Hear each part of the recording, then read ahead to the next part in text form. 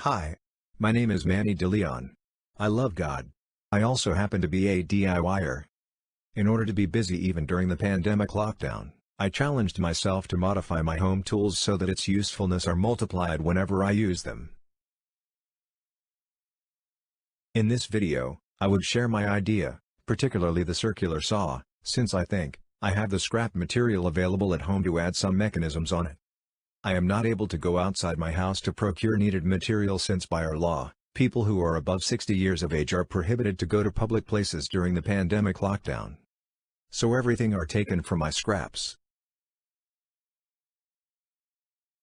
As all DIYers know, circular saw endlessly increases its function if it is mounted, upside down, on a table. It becomes a table saw. But before mounting on a table, simple mechanisms must be added so that the depth of cut and the tilt angle of cut can be easily adjusted without having for DIYers to reach underneath the table to make the adjustments. Without altering the original circular saw, and using its existing mechanism, I added a simple screw mechanism to raise the blade up or down and tilt the blade up to 45 degrees angle as demonstrated next.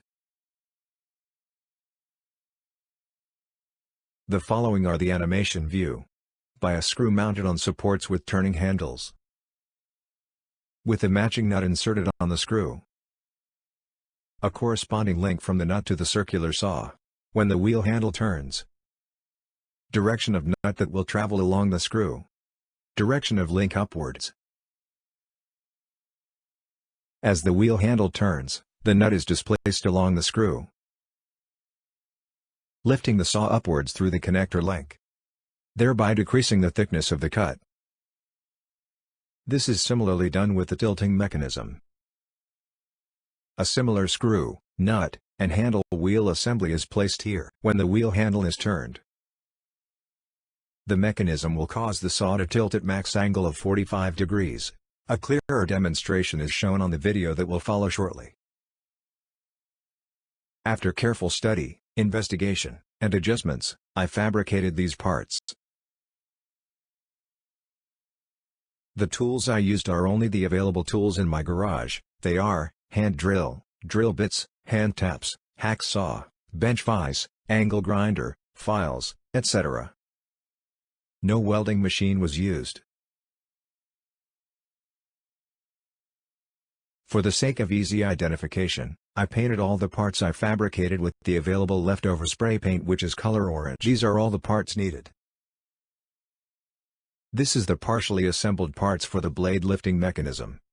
Arrows are pointing to 4 holes where they are to be mounted with the saw. Please take note that I did not attempt to share the dimensions since it will not be useful to other circular saw models.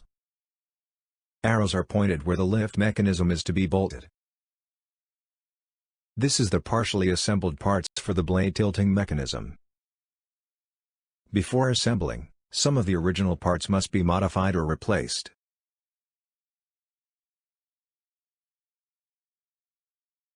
The original wing nut to lock the tilt in place need to be replaced by a sort of a handle nut to make it easier to tighten when subsequently mounted on a table. The original lock lever to lock the blade lift is replaced by a longer lever to be easily accessible when mounted under a table. The original carriage bolt on the blade slide tightening mechanism need to be replaced by a longer one to accommodate the fabricated link at same location. This is the fully assembled unit for both the blade tilting and blade lifting mechanisms. Another view of the fully assembled unit for both the blade tilting and blade lifting mechanisms. I temporarily mounted the circular saw upside down on a makeshift support to simulate a table. This is to check if blade lifting is properly functioning.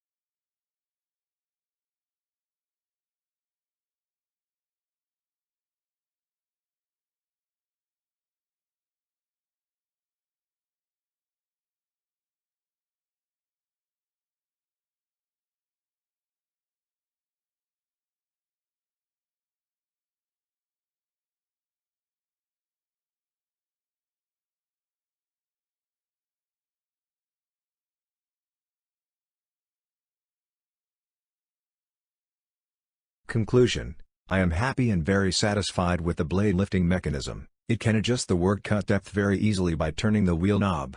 The turning is very smooth and light. The blade tilting mechanism satisfaction rate is a bit lesser since there is a slight stress in the turning handle when it reaches the end of the screw, or when the angle of the blade is near 90 degrees. Need to assist with my other hand to set it at 90 degrees. But turning on all the other portion of the screw is smooth and very light. The reason behind is that the axis of the screw/nut tilt mechanism is parallel with the pivot axis of the tilt mechanism of the saw. A perpendicular installation would solve the problem. The available space to install it in perpendicular position as mentioned, is quite tight, but from my preliminary study it can be done. Although it is functioning quite well for DIYers, I might modify it in the future for the sake of good practice. The overall satisfaction is rated only at 92% since there are slacks observed. No machining was involved, no welding done, and the temporary mounting is not so stable. I will soon mount it on a table permanently, but I don't have any plywood scrap to build the table. Final calibration of the blade tilt and squareness will be done when fully mounted on the table. Recommendations: if you would like to modify your circular saw, instead of using 1/8 thickness of angle bars and flat bars that I used, I recommend that you should use 1/4 thickness to make a more stable system. If you can find a location where possible, make the axis of the screw/nut tilt mechanism perpendicular with the pivot axis of the tilt mechanism of the saw. Please see yellow images on the right. This would ensure a smooth adjusting mechanism as I experienced with my lift mechanism. If available, make use of welding machine for the support frame construction as it will be much more solid as compared with my riveted and bolted construction. If you have access to a machine shop, you can ask to machine all the second stop nuts in a way that it will act as bushing between the support frame and the screw thread. It will overall reduce the slacks within the mechanism and increase the screw life. This is my first upload on YouTube. If you like the concept, please like and share and make comments. Thanks for watching. Cheers. Stay safe.